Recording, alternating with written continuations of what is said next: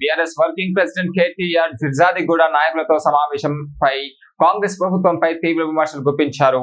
కాంగ్రెస్ ప్రభుత్వం అధికారంలోకి వచ్చి 2.5 సంవత్సరాలు అవుతున్నప్పటికీ ఎన్నికల సమయంలో ఇచ్చిన హామీలను అమలు చేయలేదని ఆయన ఆరోపించారు.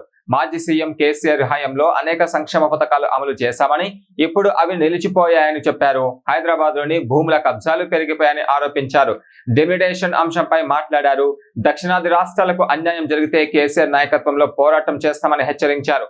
మేడ్చల్, మల్కాజిగిరి జిల్లాలో జరిగిన మున్సిపల్ ఎన్నికల్లో బీఆర్ఎస్ విజయం సాధించిందని, ఇక రాబోయే ఎన్నికల్లో కూడా గెలుస్తామని ఆయన ధీమా వ్యక్తం చేశారు.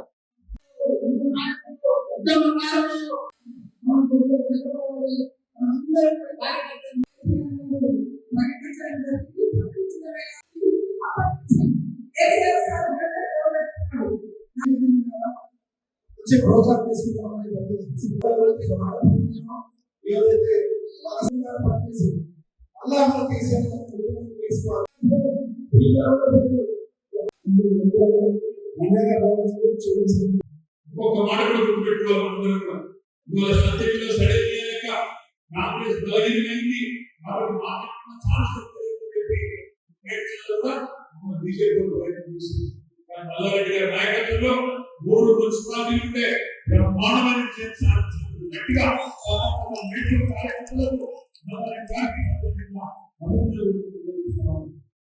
కార్పొరేషన్ ఎలక్షన్ కూడా 16 చేసుకున్నా, 20 చేసుకున్నా, 25 చేసుకున్నా, 8 చేసుకున్నా, గెలిచేది ఖచ్చితంగా గులాబీ జెండానే.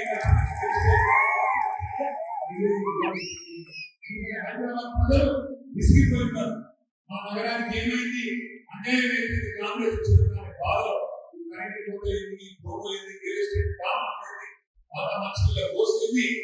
బాధలో ఉన్నారు కదా హైదరాబాద్ ప్రజలు. అందుకే దయచేసి నాయకులు మా సోదరులందరినీ ఎలక్షన్లు సెప్టెంబర్ అక్టోబర్లో పెట్టారు. ఈ లోపల పెట్టారు. ఇప్పటి నుంచే కాలం ఉంది. ఇప్పటి నుంచే నలుగురి జనాలు గుర్తు చేయండి. మనం 1,70,000 పెట్టిన హైదరాబాద్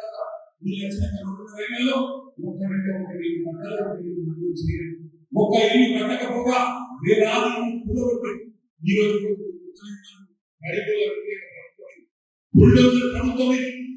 ప్రభుత్వాన్ని కొనసాగిస్తే వాళ్ళ కార్పొరేషన్ ఓటేస్తే మొత్తానికి కాంగ్రెస్ పార్టీ హైదరాబాద్ లో ఎవరు నమ్మలేదు. ఒక్క సీటు కూడా లోపల ఒక్క సీటు కూడా కాంగ్రెస్ పార్టీ కానీ జిల్లాలో అమాయక రైతు సోదరులు ఇంకా కొంతమంది సోదరులు నమ్మి కాంగ్రెస్ పార్టీకి అవకాశం ఇస్తే రేవంత్ రెడ్డి గారు ముఖ్యమంత్రి పదవిలో కూర్చున్నారు. ఏమన్నారు వాళ్ళు ఎలక్షన్ 100 రోజుల్లో 6 గ్యారెంటీలు అమలు చేస్తున్నాం. 2,000 పెన్షన్ 4,000 చేస్తాం. 3 రోజుల్లోనే చేస్తాం. అంతకు 4,000 ఇస్తాం. గోడలకు 2,500 ఇస్తాం. మహాలక్ష్మి పథకం పెట్టి నెలకు 2,500 చొప్పున ఈ రాష్ట్రంలో ఉండే 1,68,00,000 ఆడపిల్లలకి డబ్బులు ఇస్తాం. లగ్నం చేసుకుంటే కేసీఆర్ ₹1,00,000 ఇస్తుంటూ మేము బంగారం ఇస్తాం. చదువుకుంటే ఆడపిల్లలకు స్కూటీలు ఇస్తాం.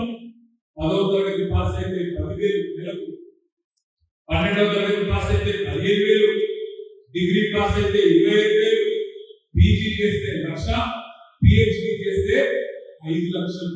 ఇట్లా ఆషాఢం సేవగా ఇష్టం వచ్చిన బాబా భవించుకుంటా తిరిగి ఇష్టం వచ్చినట్టు మాట్లాడి ఓట్లు వేసుకున్నారు. ఇవాళ ముఖ్యమంత్రి గారిని అడిగితే